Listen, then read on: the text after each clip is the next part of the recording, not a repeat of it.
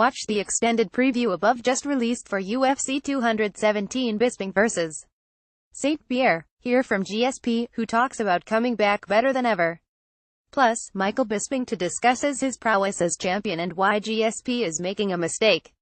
More on UFC 217. Read about the intense rivalry between Cody Garbrandt and TJ Dillashaw. There was no smile from Jason Parillo when Michael Bisping knocked out Luke Rockhold to win the UFC middleweight title in June 2016. No jumping up and down, no sighs of relief. That's just not the style of the New York native. Bisping's longtime striking coach, and as no nonsense as they come.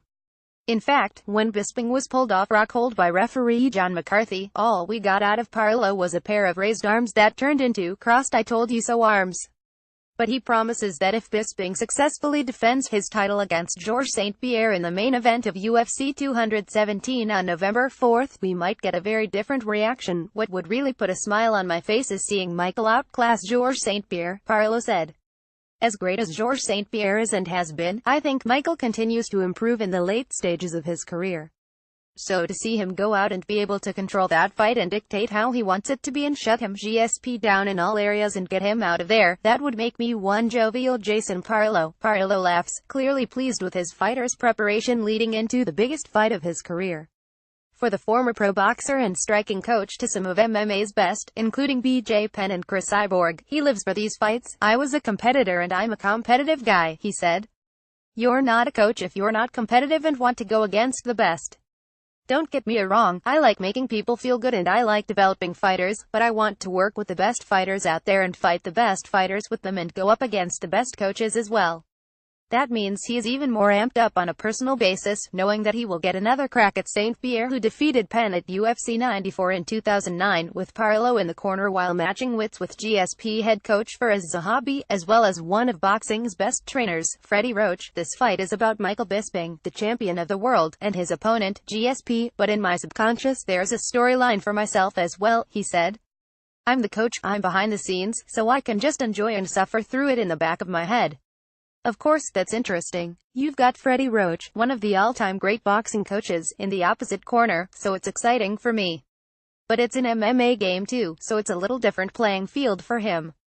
I think I've got more experience in the MMA world than Freddie Roach does, even though I'm sure he's worked with quite a few MMA guys.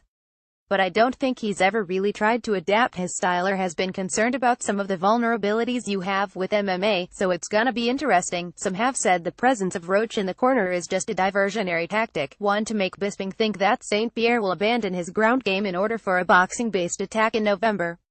But Parillo has his charge ready for everything that the former welterweight champion may throw at him at Madison Square Garden. It is smoke and mirrors, he said. Mike knows that, and we know we're gonna spend a lot of time on the ground. Do I think that GSP's the type of athlete that can add to his arsenal on his feet, and can Freddie add a couple inches to his game? Sure. There's no doubt. But is he gonna go in there and find success on his feet right away and stay with it? I doubt it. I've watched a lot of GSP fights and I don't see any fights where he's not shooting in the first minute or two. He's got a beautiful, masterfully timed shot, and he knows how to disguise and set it up, so that's obviously something we're going to be really focused on. Parillo also believes previous training sessions between the 2 years ago have provided a level of comfort when it comes to the upcoming fight, but he is keen to point out that his fighter has changed his game up considerably since then. They trained together 10, 11 years ago, so they've got a feel for each other once before, and you remember that, even though both guys are probably completely different, he said. I think Michael definitely falls in the category of completely different. I think with GSP, the wrinkles that he's added to his game since then, there have been some, but for the most part, movement-wise, mechanically, he's pretty much the same animal.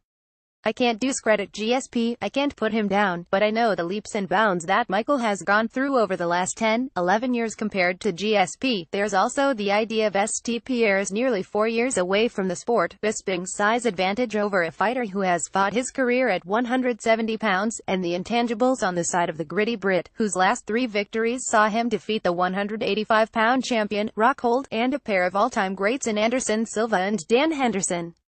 Yet to many, the Count is still the underdog this fall. Does it rub me the wrong way when GSP is coming out of retirement after 3.5 years? He's a smaller fighter and he's the favorite in the fight. Really, I'll take it because it puts us under the radar and I'm fine with it. Michael Bisping had been the underdog in, I don't know, his last 10 fights. I think he might have been the favorite against CB Dalloway. All these fights, he doesn't get that respect, but with his personality and his fighting spirit and the things that he's accomplished and the records he's made in the UFC, I think Michael Bisping will be talked about throughout history, and there's no one Parillo would want to have his back more than the middleweight champion. Guys like him are the best friends, he said.